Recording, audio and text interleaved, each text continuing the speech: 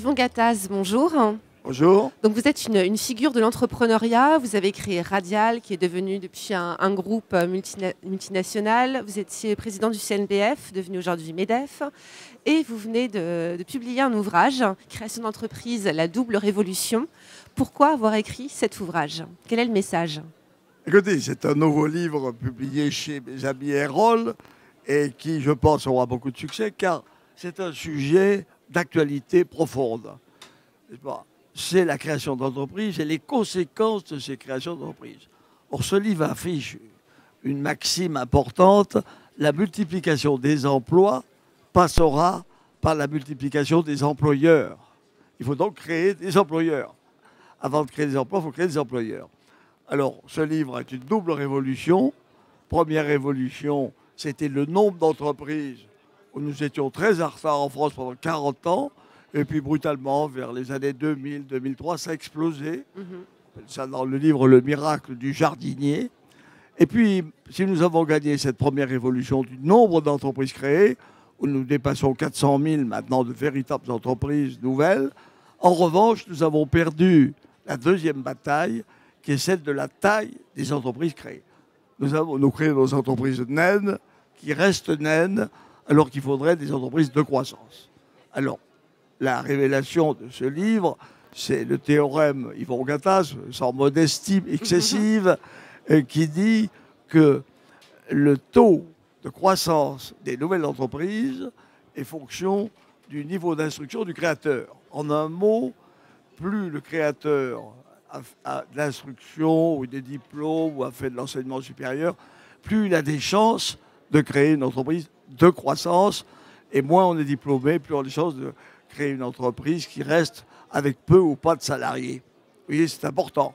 Donc c'est un secret de la croissance et une incitation aux jeunes, et en particulier aux jeunes diplômés de l'enseignement supérieur, de ne pas bouder ou de mépriser, ce qui est pire, cette création d'entreprise.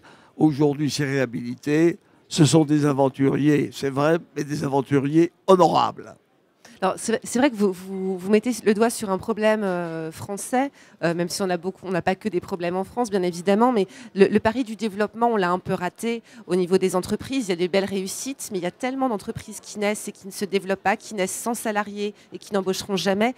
Le problème principal, c'est un problème d'environnement économique, fiscal, social, ou c'est un manque de confiance des entrepreneurs? En deux mots, on peut dire qu'il y a 5 environnements dans l'écosystème de création d'entreprise. L'environnement psychologique, il faut quand même que ce métier soit honorable. Il est gagné. Aujourd'hui, même un diplômé peut créer une entreprise sans être ridicule. C'est gagné. Deuxième environnement administratif. Il est gagné aussi. Ça, c'est beaucoup plus simplifié. Les formalités françaises sont peu supérieures aux formalités américaines. Troisième environnement, l'environnement juridique. Nous avons créé de nouvelles structures de sociétés faciles à créer, à responsabilité très limitée, individuelle. Ces 3 systèmes marchent. Mais il reste 2 environnements totalement défavorables, l'environnement fiscal et l'environnement social, où nous avons des conditions françaises beaucoup plus mauvaises que la moyenne européenne. Ne parlons pas de l'Allemagne, à laquelle on nous compare tout le temps.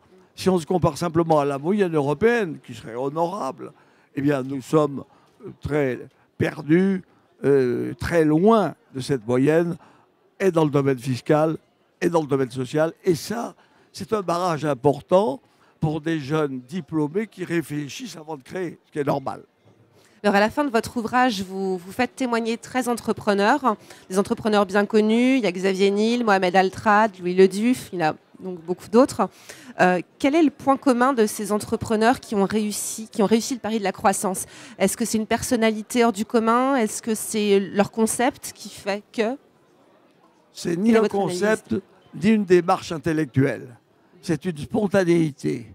Ils ont des qualités particulières, ce que j'appelle les qualités d'émission, l'imagination, la combativité, l'enthousiasme, le tonus, le charisme, que n'ont pas beaucoup de gens qui n'ont que des qualités qui permettent d'avoir des diplômes, ce que j'appelle les qualités de réception.